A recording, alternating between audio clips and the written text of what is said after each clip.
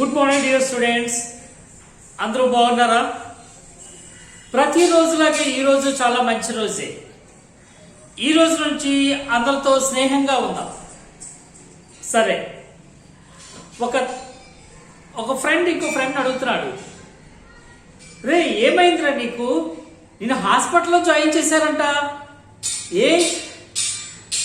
ఏం లేదురా, నా సెల్లో నెట్ ఆఫర్ అయిపోయింది.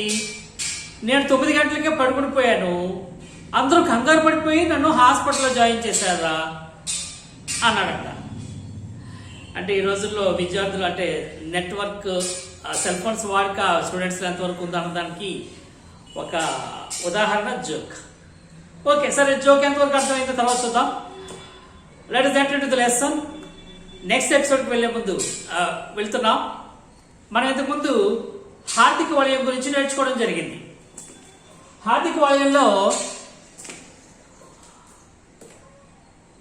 మనం ఒక ముఖ్యమైన విషయాన్ని చివరిలో లాస్ట్ పీరియడ్ చెప్పుకోలేదు.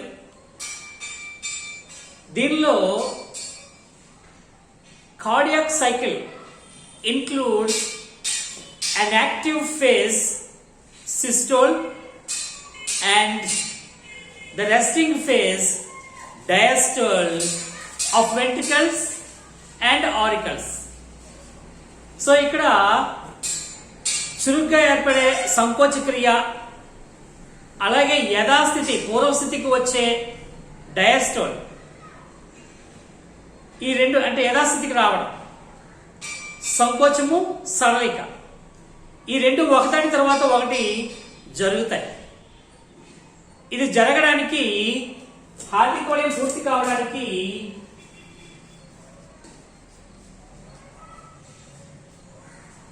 0.8 seconds పడుతుంది. The completion of the cardiac cycle is in approximately 0.8 seconds. So అది కార్డియాక్ సైకిల్ గురించి మనం తెలుసుకున్నాం. ఈ రోజున ఒక జీవి ఆ జీవి తాలూకా బరువుకి, ఆ జీవి యొక్క హార్ట్ తాలూకా బరువుకి, గుండె బరువుకి, అలాగే ఆ హృదయ స్పందనలకి, అంటే ఎన్నిసార్లు గుండె కొట్టుకుంటుంది అనే విధానానికి మధ్య ఒక సంబంధం ఉంది. There is a relation between the weight of the organism and the heart of that organism and the heartbeats, number of heartbeats of that organism, that the heart. So గుండె ఎన్నిసార్లు కొట్టుకుంటుంది, ఆ గుండె బరువు, ఆ గుండె కలిగి ఉన్న జీవితాలొక్క బరువు, వీటికి సంబంధం ఉంది. ఎగ్జాంపుల్గా మనం కొన్ని జీవుల్ని ఉదాహరించవచ్చు. తిమింగలం ఉదాహరణగా తీసుకుంటే దీని తాలూకా బరువు చూస్తే 150,000 కేజీలు ఉంటుంది. దీని తాలూకా బరువు 750 కేజీలు హార్ట్ బరువు ఉంటుంది. ఇది 7 times 7 సార్లు నిమిషానికి హార్ట్ బీట్స్. సో ఈ విధంగా ఉంటుంది. మనిషిని తీసుకుంటే ఎగ్జాంపుల్గా మానవుడు 60 నుంచి 70 కేజీలు ఉంటాడు. హార్ట్ బరువు చూస్తే 350 గ్రాములు ఉంటుంది. నెంబర్ ఆఫ్ హార్ట్ బీట్ చూస్తే 72, నిమిషానికి 72 సార్లు కొట్టుకుంటుంది. కోయిల్ టిట్ పక్షిని చూస్తే దీని తాలూకా weight of the body 8 grams ఉంటుంది. అదే హార్ట్ తాలూకా బరువు చూస్తే 0.15 grams ఉంటుంది. దీని తాలూకా హార్ట్ బీట్ చూస్తే 1200 సార్లు per minute. So this is the relation. బరువు పెరుగుతున్న కొలది దాని తాలూకా సైజు, హార్ట్ తాలూకా సైజు పెరుగుతుంది, కానీ దాని నెంబర్ ఆఫ్ హార్ట్ బీట్స్ మాత్రం తగ్గుతూ ఉంటాయి. సో కోఎఫిషియంట్ పక్షం కల్లా నిమిషానికి 1200 సార్లు కొట్టుకుంటుంది. సో ఇది వీటి మధ్య ఉండే సంబంధం. ఇక్కడ బ్లడ్ సర్క్యులేషన్ అన్నది హార్ట్ నుంచి ఎన్నిసార్లు వెళ్తుందో, ప్రయాణం చేస్తుందో, ఒక సర్క్యులేషన్, ఒక వలయం పూర్తి అవడానికి హార్ట్ గుండా ఎన్నిసార్లు బ్లడ్ ప్రయాణిస్తుందో దాన్ని బట్టి 2 రకాలుగా మనం చెప్పుకోవచ్చు. అది ఏకవలయ రక్త ప్రసరణ,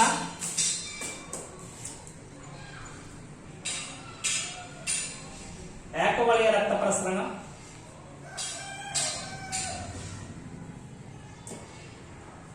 ద్వివలయ రక్త ప్రసరణ అంటారు. ద్వివలయ రక్త ప్రసరణ చేపల గట్ట చూడొచ్చు. ఏకవలయ రక్త ప్రసరణ హార్ట్ గుండా ఒకసారి రక్తం వెళ్తే the flow of the blood, if the flow of the blood once, only once, in completing a circulation, one circulation, it's called as single circulation. If the blood flows twice through the heart, if the blood flows through the heart twice to complete one circulation, it's called double circulation. ద్వివలయ రక్త ప్రసరణ అంటాం. So if the blood flows through the heart only once for completing one circulation is called as single circulation. As that like this is double circulation. If the blood flows through the heart twice for completing one circulation, it's called as double circulation.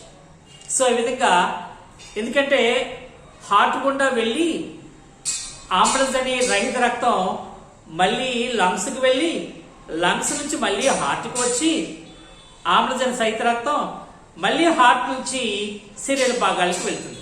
2 times ప్రయాణం చేస్తుంది. అందుకే మానవుడిలో రక్త ప్రసరణ ద్వివలయ రక్త ప్రసరణ. So ఈ విధంగా రక్త ప్రసరణ 2 రకాలుగా ఉంటుంది. దీంతో పాటుగా రక్తం హార్ట్ నుంచి కణజాలాలకు వెళ్ళేటప్పుడు రక్తనాళాలు కణజాలాల్లో బ్లడ్ క్యాపిలరీస్, సూక్ష్మ రక్తకేశ నాళికలుగా మారతాయి. అతి సన్నని కేశాల వంటి నాళాలుగా ఉంటాయి.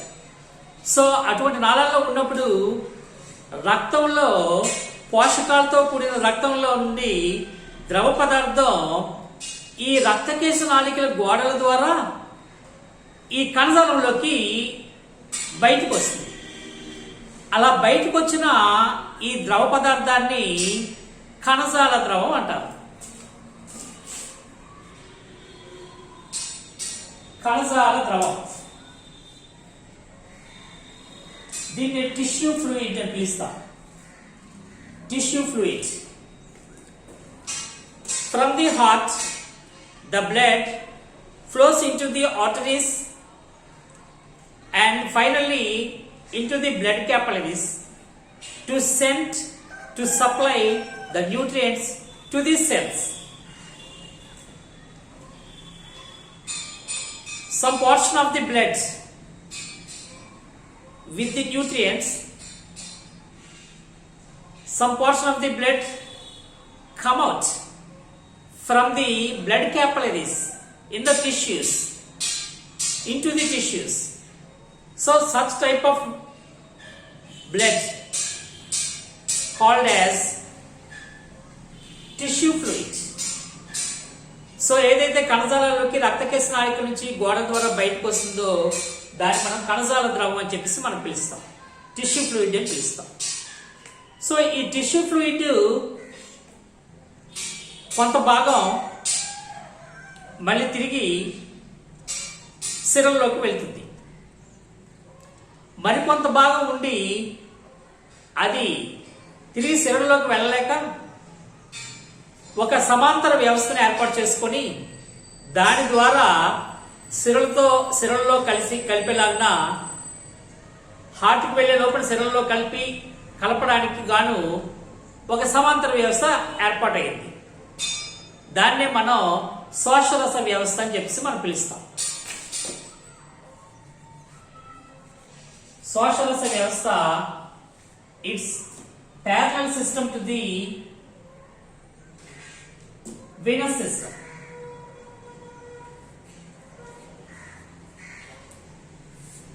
ఏదైతే కణజాల ద్రవాన్ని కణజాలంలో ఉండిపోతుందో దాన్ని బ్లడ్ మెయిన్ స్ట్రీమ్ లో తీసుకెళ్ళడానికి ఇది ఉపయోగపడుతుంది. Some portion of the blood enter into the main blood stream, but the remaining tissue fluid, the remaining portion of the tissue fluid in the tissues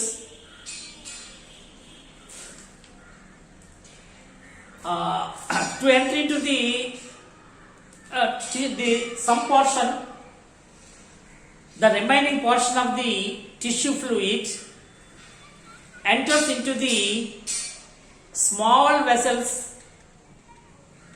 venules. Sirca అంటే సిరల నుంచి రక్తకేశనాళికలు, మళ్ళీ అక్కడ సిరల తాలూకా అతి సన్నని భాగాలు సిరికా అనే సన్నని భాగాల్లోకి ఎంటర్ చేస్తుంది. అలా ఎంటర్ చేయడానికి ఇక్కడ మనకి కణజాల ద్రవం అనేది అలా ఎంటర్ అవుతుంది. సిరికా నుంచి ఎంటర్ అయ్యి సిరికా నుంచి మామూలుగా సిరల ద్వారా హార్ట్కి చేరుతుంది. ఈ కణజాల ద్రవంలో కొంత భాగం ఏమవుతుందంటే సిరికా అనే వెన్యూల్స్ సిరికా ద్వారా ప్రయాణం చేసి అవే సిరలుగా మారతాయి. సిరల నుంచి గుండెకి చేరుతుంది. కొంత భాగం the remaining portion of the tissue fluid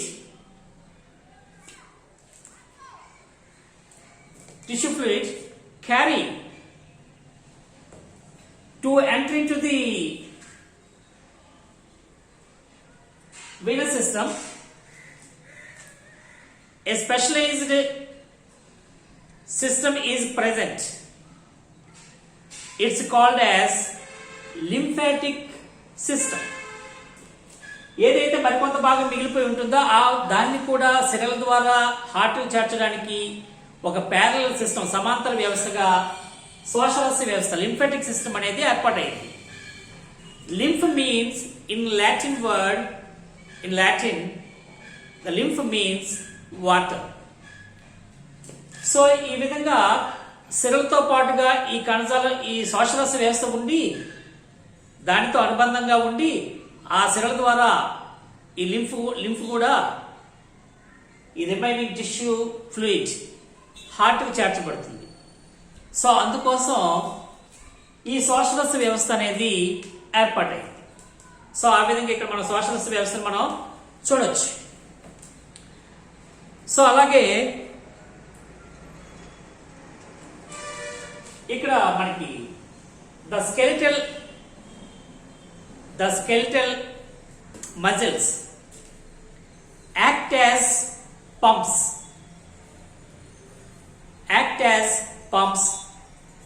శరీర కండరాల తాలూకా సంకోచాలు ఒక ప్రెజర్ను కలుగు చేసి ఈ బ్లడ్ అలా as the lymph to pass into the lymphatic vessels and blood vessels to the heart. శ్వాసరస నాళాల ద్వారా శ్వాసరసం అలాగే ఎక్కడో దగ్గర అది సిరల్లో చేరుతుంది. ఆ సిరల ద్వారా హార్ట్కి పంపించడానికి ఈ vessels, lymphatic vessels, blood vessels అనేవి సహాయపడతాయి. మనకు తెలుసు సిరల్లో కూడా కవాటాలు ఉంటాయని మనం ఇంతకుముందు తెలుసుకున్నాం. సిరల్లో కూడా కవాటాలు ఉంటాయని మనం తెలుసుకోవడం జరిగింది. అదేవిధంగా ఈ ఏవైతే శ్వాసరస నాళాల్లో కూడా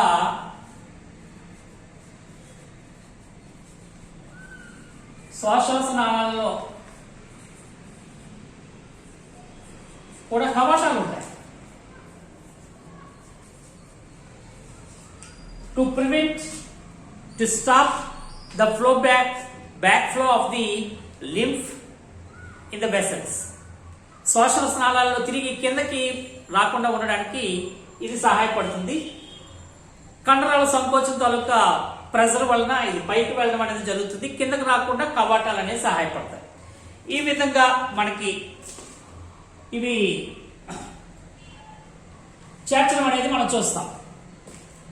సో దీనికి ఏదైతే కణజాల ద్రవం రక్తానికి కణజాల ద్రవానికి this lymphatic system is a vital link సంధానంగా చెప్పవచ్చు. శ్వాసరస వ్యవస్థ రక్తానికి కణజాల ద్రవానికి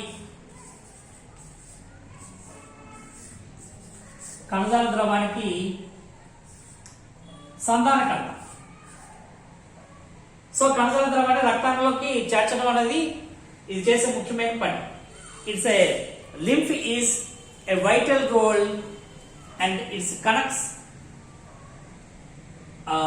it's vital link between the blood and tissue fluid. So రక్తానికి కణజాల ద్రవానికి మధ్య సంధానకర్తగా ఉండి ఇది రక్తంతో పాటుగా మిగిలిన ఈ కణజాల ద్రవాన్ని గుండెకి చేర్చడానికి సమాంతర వ్యవస్థగా శ్వాసరస వ్యవస్థ సహాయపడుతుంది. సో ఆ విధంగా శ్వాసరస వ్యవస్థ అనేది మనకి చాలా ఉపయోగకరమైన వ్యవస్థ. It's parallel to the blood circulatory system. విద్యార్థులు మరికొన్ని విషయాలు మనం నెక్స్ట్ పీరియడ్లో చెప్పుకుందాం. ఈరోజు మనం హార్దిక వలయం 0.8 సెకండ్స్లో పూర్తవుతుందని, అలాగే జీవుల తాలూకా శరీర బరువుకి దాని తాలూకా హార్ట్కి శరీరాల తాలూకా బరువుకి వాటి హార్ట్ తాలూకా వెయిట్కి అలాగే అవి గుండు కొట్టుకునే టైమ్స్ ఎన్నిసార్లు గుండు కొట్టుకున్న మధ్య ఒక సంబంధం రిలేషన్ అనేది మనం గుర్తించాం. అలాగే రక్త ప్రసరణ హార్ట్ ద్వారా రక్తం ఎన్నిసార్లు ప్రయాణిస్తుంది, ఒక వలయం పూర్తవడానికి ఎన్ని మార్లు హార్ట్ గుండా రక్తం ప్రయాణిస్తుంది అనే దాన్ని బట్టి ఏకవళి రక్త ప్రసరణ ద్వివళి రక్త ప్రసరణ అంటాం. అలాగే కణజాల ద్రవం ఏవైతే బ్లడ్ క్యాపిలరీస్ శ్వాసరస రక్తకేశ నాళికల ద్వారా బయటికి గోడల ద్వారా టిష్యూలోకి వచ్చిన ఈ ద్రవ పదార్థాన్ని మనం కణజాల ద్రవం అన్నాం.